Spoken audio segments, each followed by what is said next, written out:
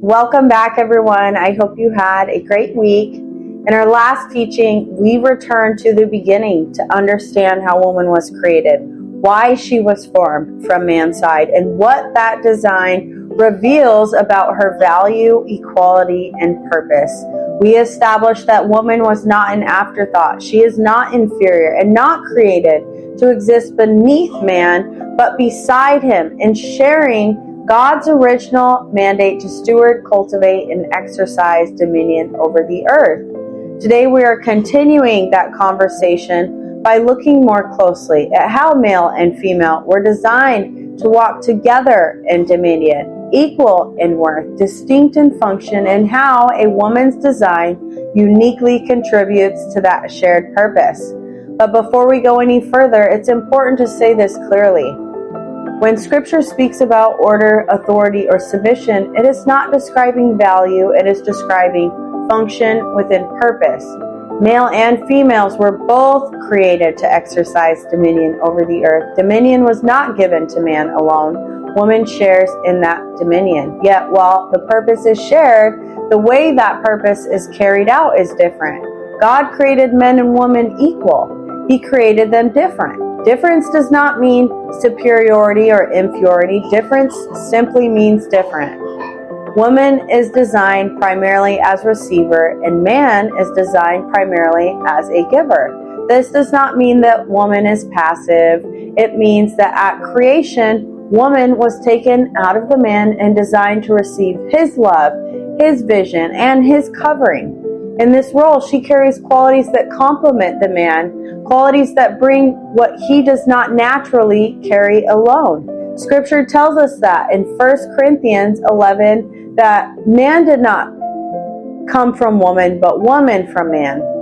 In that same chapter, Paul explains that the head of woman is man, the head of man is Christ, and the head of Christ is God. When Paul speaks of the head, in this context, both the Greek and Hebrew understanding of the word bring us back to vision of source, not control. Scripture consistently uses water as a picture of life and source. Christ calls himself the living water, the source that sustains us and fills us and gives us life. Without connection to him, there is no fruitfulness, no eternal purpose, or ability to walk fully in assignment. So when Paul says that Christ is the head of man and man is the head of woman, he is describing a chronological flow of source in life. God is the source of Christ.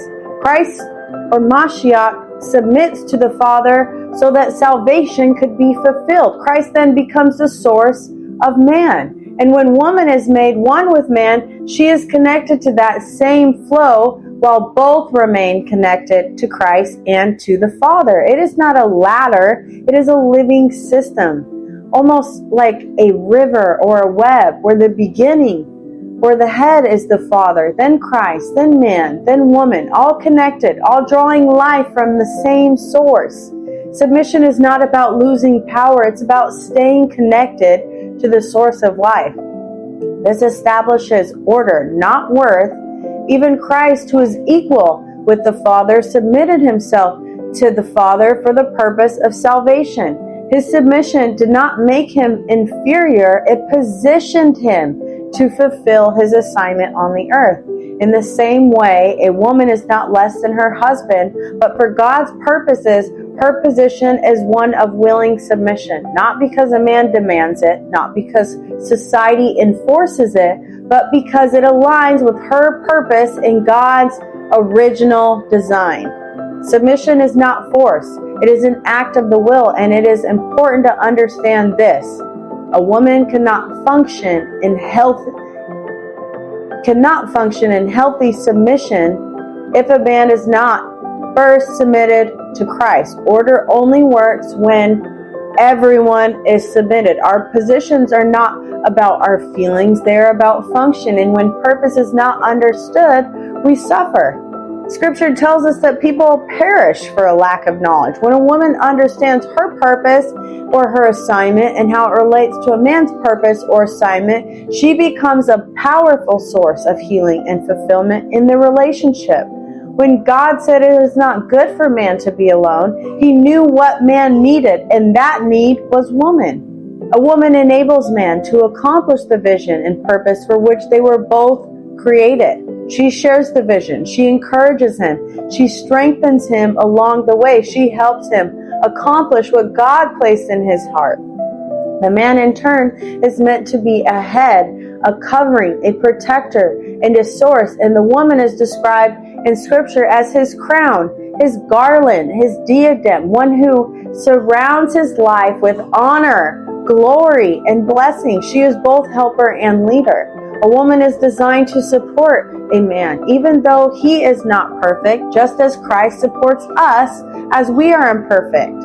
By learning man's nature and growing to understand who he is, a woman begins to recognize his needs and is able to respond with wisdom, respect, and love. Helpers do not tear down. Helpers lift up. Helpers restore. And another important aspect of woman's design is adaptability. A woman is created with the ability to adapt to environments and relationships. This is not weakness. This is divine sensitivity, but it is also a means to be careful. Women must be careful about the environments of leadership she places herself under. A woman will naturally adapt to what she is connected to. This is why it is difficult for a woman to adapt to someone who is not leading, who is not connected. If a man desires a woman to adapt to him, he must give her something healthy, something fruitful to adapt to. Vision matters, direction matters, leadership matters. A man was created to carry vision. A woman was created to help bring that vision to life. Another essential aspect of woman's dominion role is that she is a reflector. A woman was created to receive love. Love is the fuel of a female. Scripture tells women or husbands to love their wives as Christ loved the church and gave himself for it, or us, I should say. When a man reflects the love and nature of Christ, a woman is able to reflect that same love and nature back into the relationship.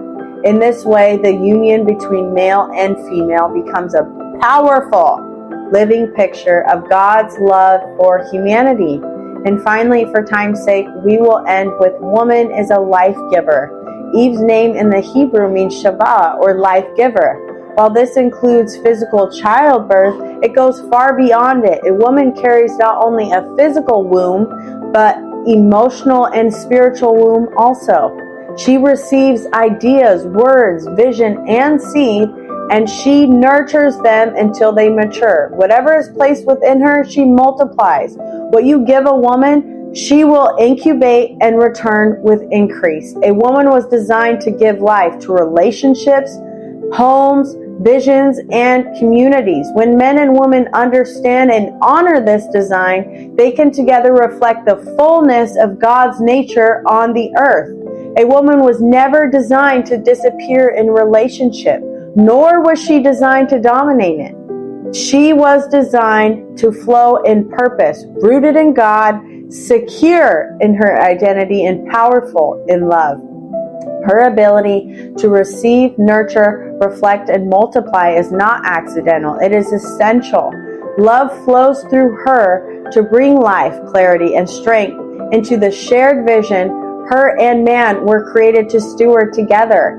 Dominion was never meant to be exercised alone. It was designed to be shared through unity, order, love, and mutual submission to God. So let this be a reminder today. Your design is intentional. Your love is powerful. Your purpose is necessary. And when we walk rooted in God and aligned in His truth, we don't just support vision, we help bring it to life. Thank you. This was such a great teaching. And even with everything we've talked about today, this is truly just the beginning. There's so much more to the woman that we could possibly cover in one episode. She is such a beautiful creation of God, and I can honestly say I'm so grateful to be her. Grateful for how God designed us and how He uses us and how purpose flows through our lives. So in the upcoming episode, We'll take a deeper look at a Proverbs 31 woman's purposes, wisdom, strength, and God's grace at work. We will see you next week. Be encouraged, be empowered, and be expectant. God bless.